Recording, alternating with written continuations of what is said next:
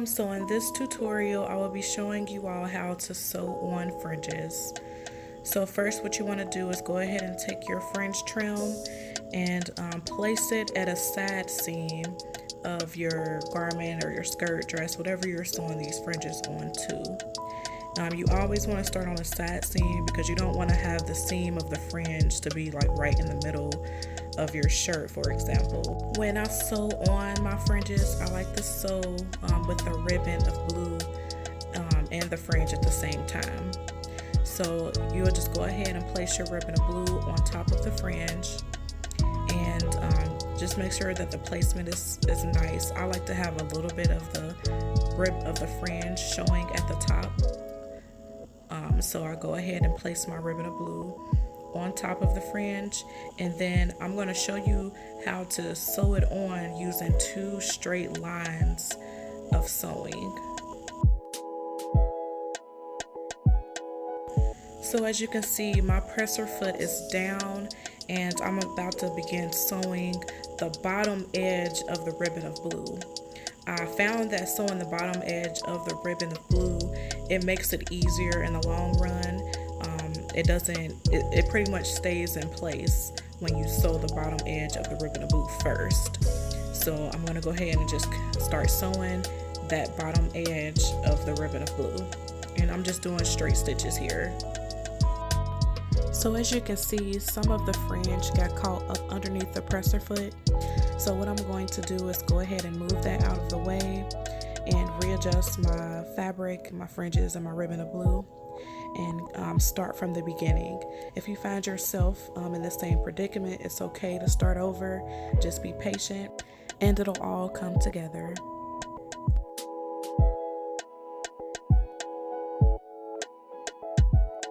So at this point, I'm about halfway through sewing on the fringes to this skirt, and I'm just going to go ahead and continue doing my straight stitch at the bottom edge of the ribbon of blue.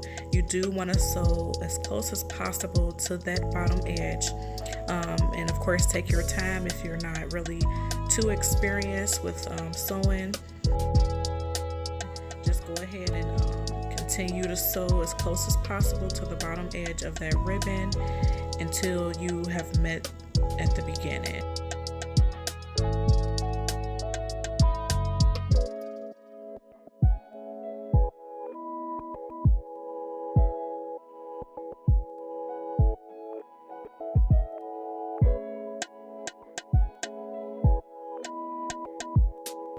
So we are now near the beginning of where we started sewing on the ribbon of blue and fringes. So what you want to do is sew till you have about 1 inch to 2 inches before you reach the beginning, and then you will go ahead and trim the fringe and also the ribbon of blue. And I like to leave an extra inch from the beginning, because what we're gonna do is take that and fold the ribbon of blue with the fringe underneath itself before we continue to sew the rest of that way.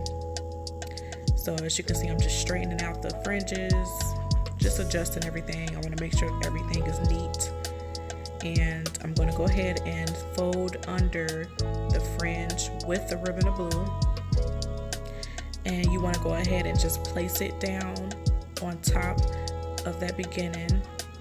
Make sure that the ribbon of blue is lined up as well as the fringe. We want to make sure everything is parallel and straight to each other. And once you have everything lined up, go ahead and continue to do your straight stitches and just continue to sew until you go a little bit past the beginning, and then do a few back stitches, go forward again. And then what I like to do is actually leave my needle down, move the presser foot up, and then I will turn the fringe, the whole piece actually, until I'm the opposite direction, perpendicular to the way that I was sewing. And I like to do a few stitches back and forth there, and that way it locks in the fringe and the ribbon of blue. I like to use this method because I found that in a long run, after repeated washings and things like that, these fringes do not come off. I've seen it to where the fringes, are falling apart and coming off of the shirt or, whatever you have it sewn on, because it's not sewn on properly. So just continue back down the other edge of the fringe in the ribbon of blue, which is the top edge. And as you can see at this point, it's a lot smoother, a lot faster, because it's already sewn in place with that bottom edge of stitching. So as you can see here, we are approaching the beginning, and all you want to do is just continue to sew right up until you reach the point of where you began. Go a little bit past that, and then you want to go ahead and do a few back stitches, and I like to do back and forth a couple times just to reinforce that area. So as you can see, we are done. I'm going to go ahead and cut my threads, the top and the bottom, and just show you the end results. So as you can see, here is the fringe and the ribbon that I just sewed on. I really do enjoy that method where I do that stitch across and then of course go down both sides of the ribbon. It really does last at the end of the day. When you wash these fringes and things like that, they will not come off. And I'm just showing you. I really hope that you all enjoyed this tutorial, and thank you for tuning in to another episode of Soju TV.